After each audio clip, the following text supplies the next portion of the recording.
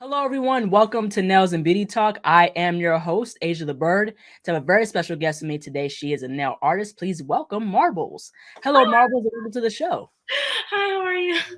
I'm good. How are you? I'm good. Yeah, that's good. That's great. So, where are you originally from, and how'd you get started into nails? I'm originally from the Lower East Side in Manhattan. Well, I live in Brooklyn right now, but I was like pretty much like born and raised in the Lower East Side. Cool, cool. Like, tell us about like your upbringing a little bit. Like, did you go to college? You go to beauty school? Like, what's the whole experience with that? I did go to college for like 2 seconds. I went to FIT for legit like maybe a semester, and it was around the time that the pandemic was coming around, so it wasn't really going all that well for me. Like school just was not doing too hot, and at the same time I was doing nails, and that was popping off way more for me than school. So I was like, let me get into this a little bit more. I felt way more productive working doing nails than I ever did at school. Mm. Now, what were like your earliest memories about beauty? Was there anybody in your family that was into beauty or anything? Yeah, my mom's a hairstylist, so she's been doing hair for over 20 years now. And I guess like Wow. my earliest, yeah, my earliest memory of like beauty in general will be just her, like watching her work, watching her get all these beautiful women like put together and stuff. And also like seeing her get all put together. I would always go with her to the nail salons and like watch her get her nails done and everything too. Yeah, yeah. I was the same way. Like my mom will always go to the nail salon and get her nails done. That's how I got started into nails, when I was like around like 13, because I would always watch her. Like she'd always get like the French tips, the pink and No, white. literally same. I don't know. Did your mom ever get like the swooshes and the dots, like those kind of designs, like the early 2000s kind of? Yeah, Yeah, yeah. yeah. Yeah, yeah. Here and there, but for the most part, it was like just a regular like pink and white French Yep. and stuff That's like that, you know. that's a And very mom manicure. Yeah. and now I do her nails now. So I love that. That's so cute. yeah, yeah, absolutely. So like who or what really exposed you to the nail industry? I guess like I from a young age, again, like going to the nail salons, local nail shops, going with my mom when she would get her nails done. That was my very first kind of exposure, I guess. But in terms of how the nail industry is now, like Instagram, TikTok, seeing all these different artists really coming out and doing really awesome, cute, and innovative looks. That was really insane, and that was really becoming super prevalent during the pandemic because everybody was bored. Everybody was trying to like get cute or whatever, using whatever Right. resources that they had. So people Mhm. were getting super creative during quarantine, and that's really where things are kind of popping off in the nail industry, I think. Yeah, yeah, absolutely. Yeah, due to the pandemic, I think this is where a Due lot of to nail the artists pandemic. but yeah, but because of like, during the pandemic, you start to see a lot of nail artists, come out and things like that, and have their own nail business and do press-ons and stuff. I think Yeah. also due to the pandemic too, like, press-ons became more popular because everybody was inside on lockdown. Exactly. I was making so many. That's how I started out. Was like making press-ons. I would make press-ons for myself, just to, like get cute or whatever. And my friends Mhm, were seeing me, do press-ons. They wanted to have their own little sets, so I made sets for them. And then they were mhm, sharing it on Instagram, so their friends saw what I was doing, and then it became like a friend of a friend, just complete strangers off Instagram finding like all my stuff, mhm. which was insane. Yeah, yeah, absolutely. I love like your nail art because it's so versatile and things like that. I Oh my definitely god, want thank you. That's the goal. Oh my god. to get in. Yeah, yeah, because I want to get into just in regards to your nail art style. So how can you describe like your nail art style? Well, in like my first kind of nail art aesthetic that I was really gravitated towards was more of the Japanese like Harajuku nails with the 3D charms, like Right. really Mhm. super intricate, huge charms like that. I love Right. textures. I love, things like that. And now that I've been doing nails for like maybe like 3 years now, it's definitely progressed into more hand painted, really like just intricate like hand painted designs like that. Not a lot of people are getting like Mhm. 3D charms. A lot of people are really Right. getting into like more like 3D like bubbles, like little like textures like that. Right. But yeah, I like initially like the 3D like Harajuku uh subculture, that was like my whole thing. Mhm. Yeah, yeah. I was gravitated towards like the kawaii Japanese style nails too when I first got Yes. into nails and stuff. Not only that, but also people from Europe because the nail techs from Europe, like from Russia, Hungary, you Super know, clean. Poland. Yes, super clean work. Stuff is awesome. Yeah, yeah, they're absolutely amazing. Like the one stroke painting, that's what I gravitated towards. Especially that's when I got started to know was like the strokes, but also the one stroke painting. And I was into Mhm, that before I over time developed my own, nail art style and stuff like that. And I'm versatile as well. mhm, I also like being illustrative because I'm an illustrator as well, mhm. graphic No artist. problem. Yeah, so that's the thing. So I like how a lot of these nail trends are really coming up and about, like, and it's more embracing instead of it Mhm, being like, there's like certain trends here and then trends mhm, with the other trends, mhm, so it's just like anything you can do, people are into. mhm. Exactly, exactly. As I find very, very interesting. But I definitely want to jump and switch gears and ask you about you and your mom's business called MVZ Beauty Studio. So tell us Mhm. about the beauty studio and what was the journey like having your own business. Oh my god, like, that was, like, the biggest leap we've ever taken in our careers. Like, I think at the time, I was just a year into doing nails, and I had a really, really good clientele already, just like a year into doing it. My mom, Hmm. again, had been doing hair for over 20 years, and Hmm. I was working at another nail shop that was, like, just down the block from where I am right now, and Hmm. it was a really, really nice space. There was a lot of older women that were working there that I learned a lot from as well. But it was a very like cramped space, and I Hmm. wasn't like it was like your typical like local nail shop or whatever. And I was Right. super happy where I was, but I felt like I could do more. Like Hmm. I wanted to update the experience. I wanted to like elevate the experience a little bit more for my clients and Right. provide more of like a one-on-one, like a more like catered experience, and I Hmm. felt like the best way that I could do that was to find, like, my own private studio. So I was Right. searching everywhere. I was searching, like, in all the boroughs. I was super scared to switch locations because I was in the perfect location. There's a lot of really good foot Right. traffic where I am right now, Hmm. and it's, like, a really cute, like, downtown vibe and stuff, like, I just really wanted to keep that, but I also knew that, like, having my own private studio would've elevated the experience way more. So I was Hmm. looking at a bunch of, storefronts that were in the area. I saw this one that was on the same exact block, called the number, and I was like, "Hey, can I get a tour? Like, let me see what's going on here." They gave me a tour, and I thought that it would be like just a cute little, small space for me to work out of. And it turned out to be like this whole thing. It had like a whole backspace. It just had way more Right. space than I had anticipated. And then my brain Hmm. just started like going off. I was like, wait a minute, this is so dope. Let me get moms into this. Let me Right. Right. I called her and I sent her a video of everything, and I was like, "Yo, this is literally such a cool space. You could have this spot, I'll have the back. Like, you could do your hair, I'll do nails. Right. Like, it's so perfect. It coincides so well." And she was looking at Right. me real crazy. She was like, "Girl, what?" Like, she was perfectly fine, like where she was. She never had any intention of like, evolving in that way of like having her own Hmm. business or anything. She was very comfortable where she was, but she Hmm. saw my vision, and thank God she trusted it, and she was like, you know what, this is a really cool idea, and your work is awesome, my work is awesome. Like, why not, put the two things Hmm. together? So we put our money together, got the space together, and we've been here for about 2 years now, almost That's 2 really, years. really cool. And that's what I really like about now is people are getting into like family-based businesses.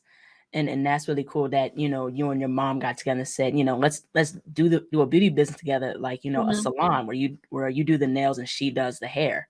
So Hmm. that's really cool. Thank you. Yeah, she was so scared. We were so scared. We were so scared. I mean, like in general, it's super scary starting a business Mhm. and everything. You need to have a lot of faith in what you're doing. You need to have a lot of confidence in what you're doing. And I feel like we both. She's again like she's been working for so long. She's more than qualified to have her own, her own business, be her own boss. And I was just really happy that like we could Mhm. provide that experience for each other. Yeah, absolutely. I definitely want to get into just in regards to also owning, your salon as well. Were there any setbacks? Was there any like bumps in the road while trying to develop your business? I guess the biggest, I don't know if you call it like a setback, but it was definitely like yeah, it was a set like our confidence and just like moving forward in that way of like Mhm. being our own bosses, because we never had experience of being like our own boss. We always worked under other people, and Mhm. you know what I mean. It was a completely different system to get used to. Also, Right. having employees being bosses over other people Right. was insane. Like I work for myself. Like I don't have any employees, but my mom does, and she found it a little challenging at first because we're not used to being like, you know what I mean? Like, Right, right, right. so that was definitely like something that we found a little challenging at first. And also just like financial things. It was a really, really big leap for us financially to do all of this, but it paid off, and yeah, we're really happy about that. Yeah, absolutely, most definitely. I definitely want to get into policies at the salon because one of the things I find very interesting and it's common with nail artists is that before you book an appointment or once you book an appointment, you have to submit a deposit. So, what Mhm. is the importance of clients submitting a deposit? Like, what's the purpose of that? If you could explain it. Okay. So, for the first year of me doing nails, I did not take deposits at all whatsoever because I was so scared that if I had any sort of like deposit fee or anything like that, that it would scare people away for Hmm. some reason. You know what I mean? Like some people don't Right, like right. deposit fees. Like some people don't really like that. So when I was first starting out and trying to like build my clientele, I didn't have a deposit or anything like that. Looking back, it wouldn't have been an issue to do that. Like people are happy to pay for good work. You know what I mean? Right. But that Hmm. was, that was a huge little obstacle for me to get over. I was just like, this is fine, like it's okay, like you're good.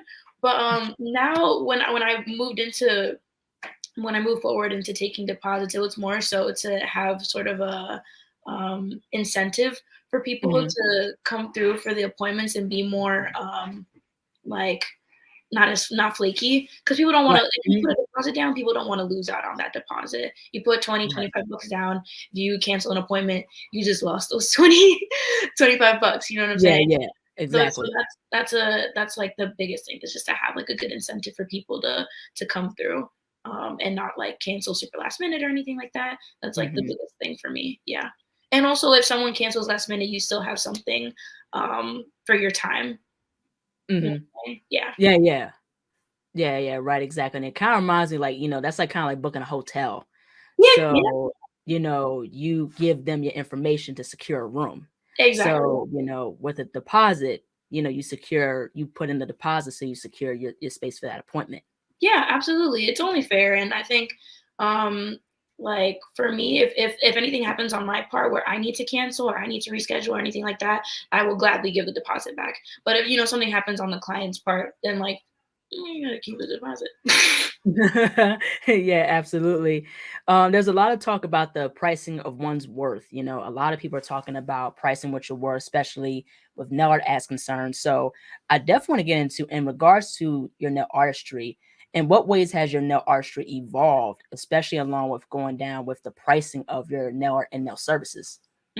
Okay, so when I was first starting out, obviously I wasn't like the greatest. I was still practicing. I still had a lot of things to learn. So Hmm. with having that in mind, you don't want to charge like a whole bunch. You know what I mean? You're just starting Right. out. You want to have like a good base for what you're Mhm. doing. You know what I mean? Like I would Right. try to like price accordingly. I think when I started out doing nails, doing like the crazy designs and everything, I started out Hmm. charging like maybe 50, 60 bucks for like a full set. And now I Hmm. charge like double that. I have more experience. I have more, a broader range. I have a lot of clientele, a lot of demand that plays a big part into it as well. Um, Hmm. and also right now with the price range that I have, I'm very comfortable with it. I think it's like, reasonable. I like to keep things cute and reasonable for the girlies, you know what I mean? And Right. I feel like if to have like a more of an upscaled, pricier range, it definitely changes the kind of clientele that you have. And I feel like the Hmm. kind of clientele that I enjoy catering to at the moment are just, people that are around my age that want to get cute and treat themselves, have a like nice little self-care day, and Right. yeah, you know what I mean? Like it's a part of their self-expression. It should be something that I've always felt that it should be something that should be accessible. You know what I mean? When I Hmm. was like trying to get my nails done and get cute and do all the extraness and everything, it was so Hmm. expensive. I could not afford it. I think like I reached out Hmm. to Cardi B's nail tech one time. That was crazy. I reached out to Cardi B's nail tech to do my prom nails when I was like 17 years old. And I asked for like, the pricing and everything. And I think for like a full set, it would have been like $500. And I did not have I have no $500 when I was 17 years old. So Wow. yeah, so I was like, okay, I totally get it. whoever has the money for it can pay for the work and they'll appreciate it. I did not have that, and when I started doing nails, I definitely kept that in mind where I was like, okay, this is something that I would like to keep accessible for people my age. Mhm. Yeah, yeah, and to add on to that too, like, people have to consider the time and plus the procs. I've always said it in a lot of my, Yes. podcast episodes because I think that's something that people, even clients, don't really consider is the Mhm. time, the quality of the products, and, especially the arch and the complexity of the design. You know Mhm. what I mean? And that's something that I think, there again with beauty schools, and I went to art school, I went to SCAD, and that's something that, SCAD, could have expanded more in terms of the financial aspect Mhm. of, with art, in terms of understanding your worth and your value, Mhm. understanding how to price your work. You know Mhm. what I mean? Not just working for clients and giving them what they want. Of course, give them what they want, but especially when you're selling your work, you have to understand, like, the time you put into it, the products that you use, or the materials that you use, Mhm. and you go from there. So I think, within this generation now, social media, this era of social media, people are getting more into pricing, getting more into understanding your worth and your value. But also, of course, people do say, like, be reasonable, things like that. You don't want to go too crazy with the pricing, Mhm. but just really, have some sort of balance there. Exactly, exactly. Materials plays a huge part into it. The more you invest in your materials, like it really does make a difference in the quality of work that you do, for sure. Yeah, absolutely. Like, like behind you with that Valentino polish, I'm definitely sure that's expensive. You know Yeah, what I'm you saying? already know. Yeah. Like C&D polish is like 17 to $20. Yeah, exactly, exactly. It's really crazy how these nail products are so expensive. So expensive, but I mean, it's worth the money. You want some high quality stuff, Mhm. you're gonna Yeah, get you it. gotta put into So it. Yeah, for sure. yeah, yeah, absolutely. I definitely want to get into, in regards to, more into the press on nails. So do you still do press on nails, or have you stopped that for right now? I do press on nails every now and then. It's not like it's not something that I'm really prioritizing in my work right now. I really want to prioritize more of my one-on-one appointments and everything. But I love making press-ons. I can take my time with it. You know what I mean? Like I can get as intricate as I want with it because you don't have someone like you don't have a human being attached to it. Yeah, That's yeah. like the waiting Yeah, it's for watching over you. yeah, yeah, exactly. They're like waiting for the set Mhm. to be done with press-ons. Like, ain't nobody attached to it. Like, you can take your time with it, get it as clean as you want with it. I love Yeah. making press-ons, but for right now, yeah, I definitely like put a little stop to it. I do it every now and then, if need Mhm. be. Yeah, I want to get into, in regards to nail products. So what are, like, some of, like, your nail products, like some of your favorite nail products to use for nail art and for nail services? Valentino, I love me some Valentino. Their polishes are really really good. I love the consistency of it. I have this what was it? I have this like palette. Totally forgot the name of it. Do you mind if I go Yeah, look go at ahead. it? Okay. Oh my god. I had this palette ah, from High Nails or Hay Nails. Can you see it? Mhm. This right here. Yeah, yeah. It's really really cute. Comes with a whole bunch of colors and comes in a really cute palette that you can like mix and stuff. So Mhm. it never dries, which is really cool. That's something that I've been really getting into. Um, yeah, those are like my favorite products right now. All my charms that I love to find like in random little Etsy shops and random Mhm. nail shops that I find in like Brooklyn and the Bronx and stuff. Yeah. Mhm. Yeah, I'm the same way. I love a gel, the colored gel. That gel is really, really good. But also too, I love how, like, with Amazon, they have, like, the long tips now, and things like Mhm. that. There's different brushes you can get. I love 3D gel.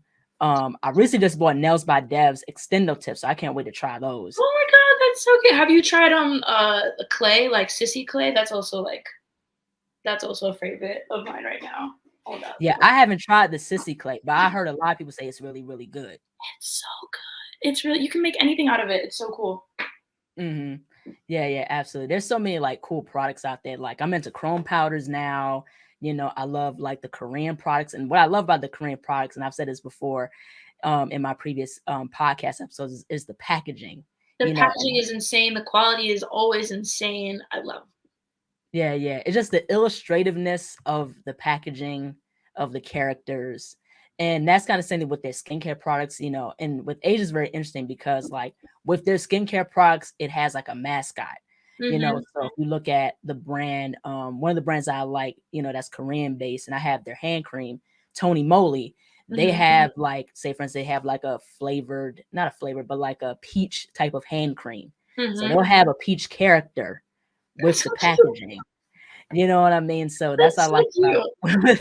with Japan and Korea, South Korea specifically, Mhm. is because they're so good with, you know, the packaging, It's especially very, under yeah, everything's like very people like thoughtful is what it is. Like, you could tell everything's very thoughtful in the way that they, like, market everything. It's really cool. yeah, right, absolutely, definitely. I could totally agree with that. Now, what has been the most expensive nail set that you've done, and what has been the least expensive nail set that you've done? Mhm. Oh, most expensive would probably be, oh my god, I did this like super long like extended nails with like an ombre French and like glitter, and then I just like packed on charms and charms and charms and charms. It was insane. I wish I had a picture to show you or anything, but it was because there was like so much going on. I put a little fidget spinner on the nail too. Oh my god, have you ever tried that? No.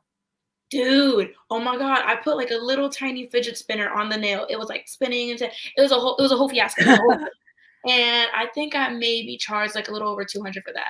I did it maybe like 2 Mm, years ago, so I'm not completely sure, but that was a mhm. little over $200. Yeah, and then the cheapest would probably be when I was like first starting out doing nails, like gel manicures. I would charge like pretty cheap for those. I think when I was starting out, I probably charged about like 20, $30. Mhm. Now, in regards to the press on nails, do you get the Prey tips, or do you use like a different type of like I like full to nail use tip? Makart. Makart has Okay, some, Macart. yeah, they like have a bunch of really cool nail tips, a lot of different shapes and stuff, kinda like helps with the filing and everything, cuts down the process. Mhm.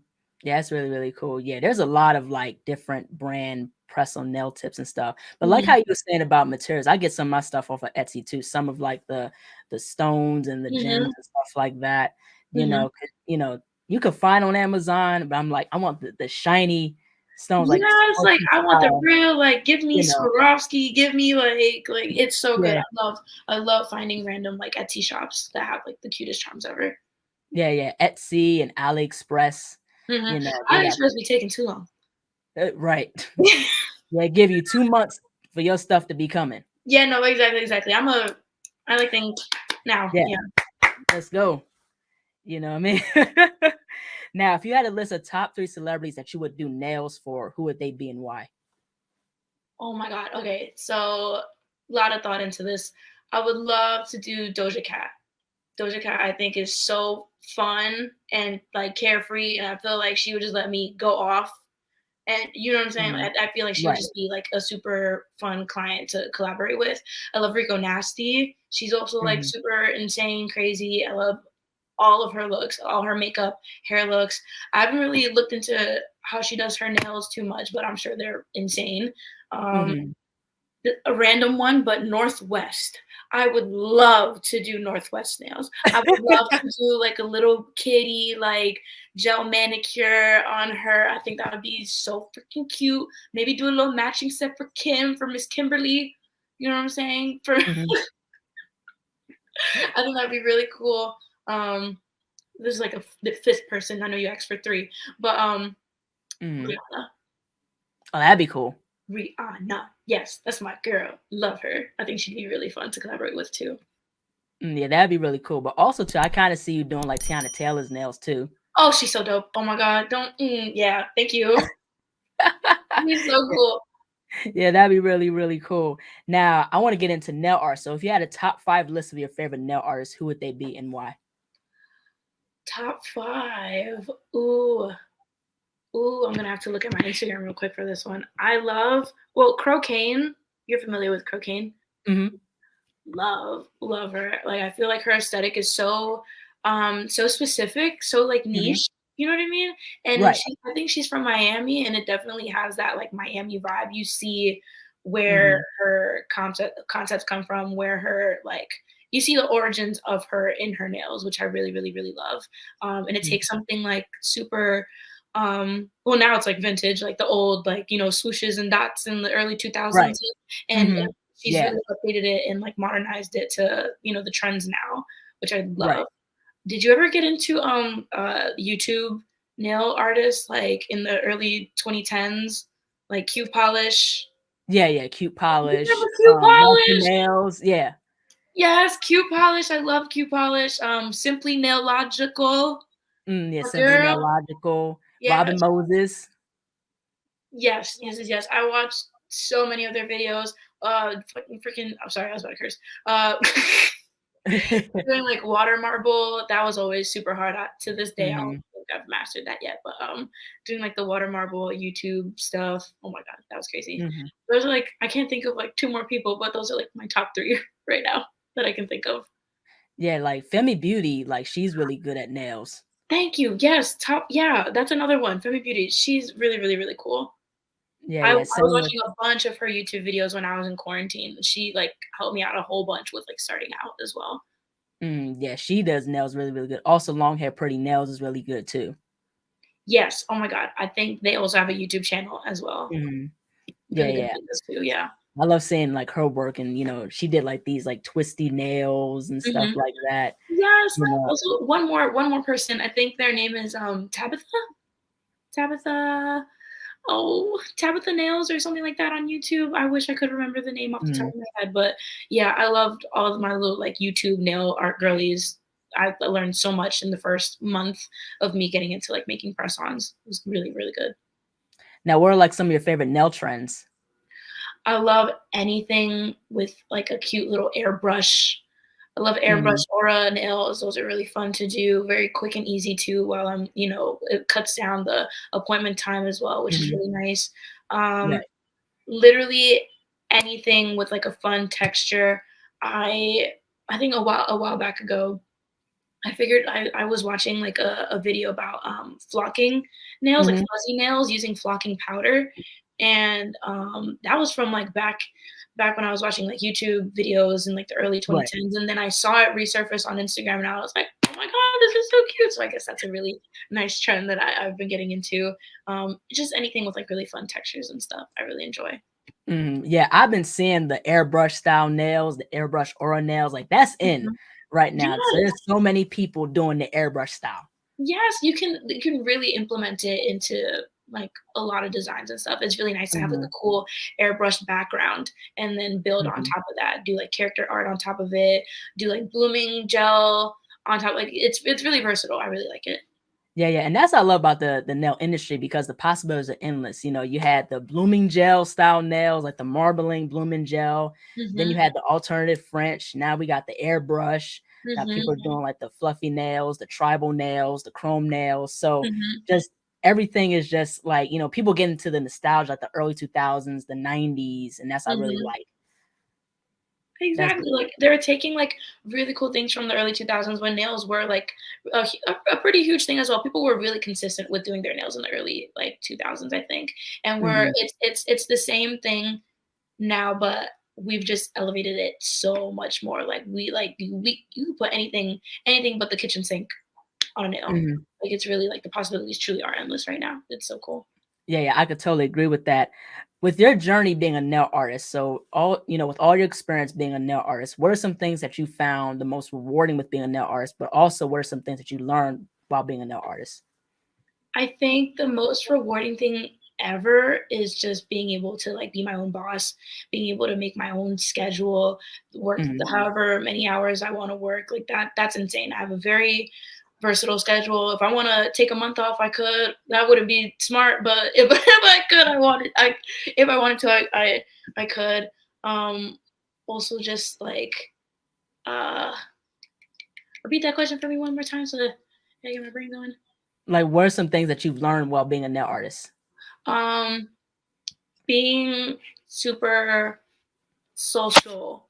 It's a Mhm, very, very social job, and before I had this job, I was, like, very not, like, quiet, like, I was social with, like, friends and family and stuff like that, but for the most part, like, mhm, I had the kind of personality where I would only, like, kinda speak when spoken to, and when I was starting out, like, doing nails and everything, you have to be social, you have to be like open, and you have to be inviting so that the client is Yeah. comfortable with you, and you can not only are you providing good work, but you're providing a good positive experience for them with the energy that you're putting out Mhm. to them. So that's a really big thing that I learned with doing Right. nails, is just being like super um just being super social,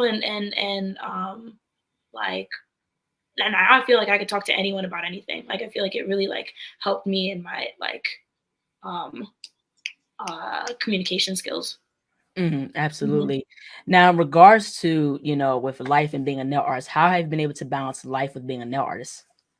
Ooh, it is definitely a little difficult. It's my full-time job, and I remember in the beginning, like, I was working nonstop. I barely really had a social life. If you wanted to hang out with me, you had to go book an appointment or something because, like, my friends, like, when my friends would wanna hang out with me, I'd be like, "Oh my god, I can't, like, I work this day, I work that day." Right, Um, right. and I hate canceling on people, I hate rescheduling people. Yeah, exactly. that's not that's not me. If I have something to do, like, I wanna, like, stick to it and do it Right. well. Mhm. Um, Now that I've been doing it for about 3 years now, I feel a little bit more comfortable with taking a day off here and there, but at a certain point, like, I was working 6, 7 days a week nonstop Mm.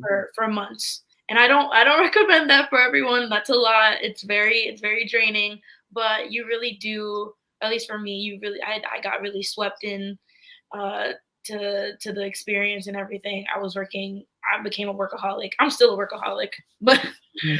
we're like Right. getting better at it. Now I feel like I have a better balance of like social life and work life.